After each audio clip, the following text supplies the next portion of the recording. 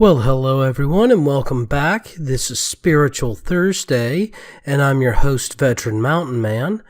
Today I thought I would cover something a little bit different, especially since I got such a great response off my Pagans Connecting to the Planet video. And that is the concept of the urban primitive. And there's some really odd deviations here with the urban primitive movement, but I'm going to discuss several different variants with you and kind of also give you some understandings and maybe even reference some material for you to read. So one of the kinds of urban primitive that's out there are the anarcho regressionists. They kind of want to take everybody to kind of modernistic caveman type mentality. They want to kind of end city living and go back to very much hunter-gatherer kinds of associations. Now, while many of these people are very interesting people, these are not really what I'm talking about when I talk urban primitive. What I'm talking about are the modification of the pagan concepts and beliefs that has reinitiated into living within the city. They feel connected to the life that's moving everywhere. A lot of these people tend to live very much like young 20 and early 30-somethings kind of college students. You know, they dumpster dive, they do kind of weird, neat, trendy, hippie type of stuff. They might make their own soaps and candles and such, but they also go shopping at the farmer's market and, think rats make a neat pet.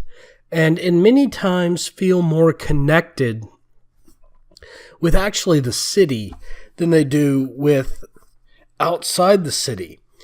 And I wanted to bring up the fact to you that many cities are still very much living ecosystems.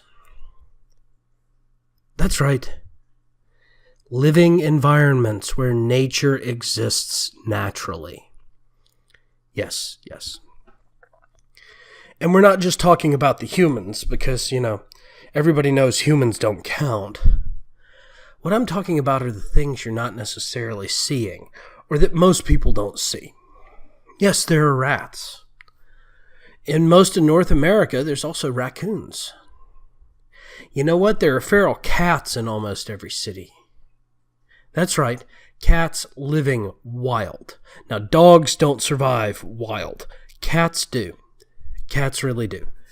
There are also a new subspecies of coyote, basically, in the east coast of America called the eastern coyote or coy wolf. And it's a hybridization of the western coyote and the wolf.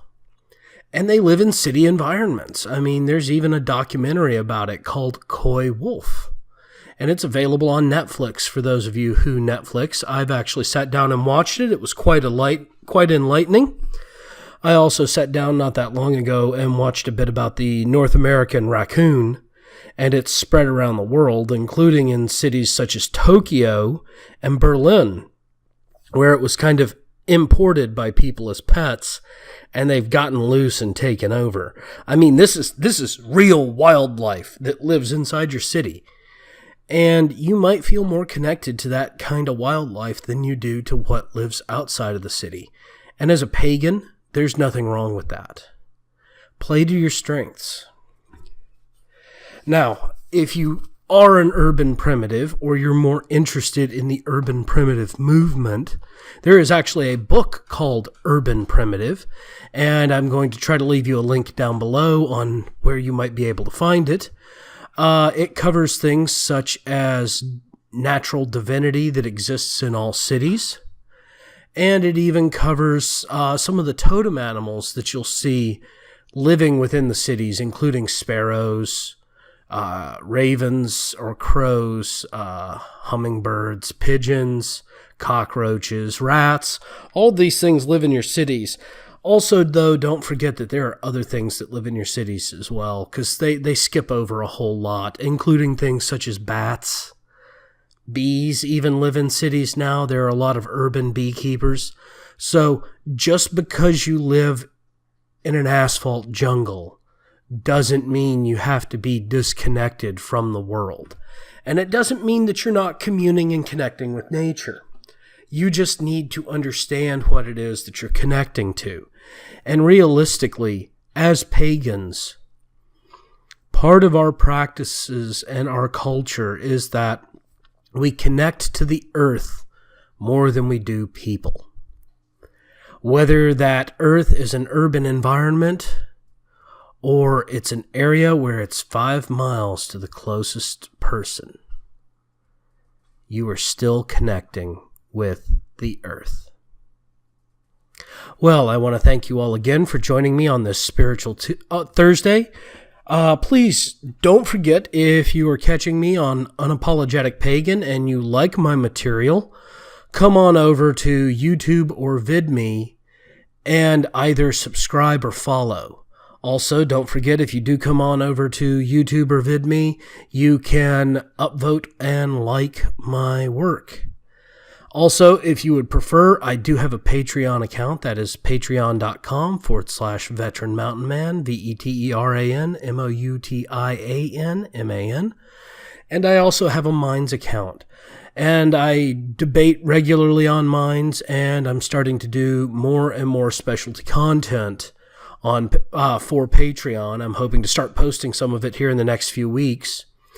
And for my urban primitives, I'm going to maybe try to see if I can come up and head up to Portland, because I live just outside of Portland, Oregon, and go down to the statue of Portlandia and let you see that there are vibrant, living pagan cities in North America.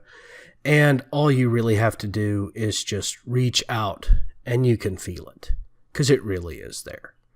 Thank you all again, and have yourselves a great spiritual Thursday.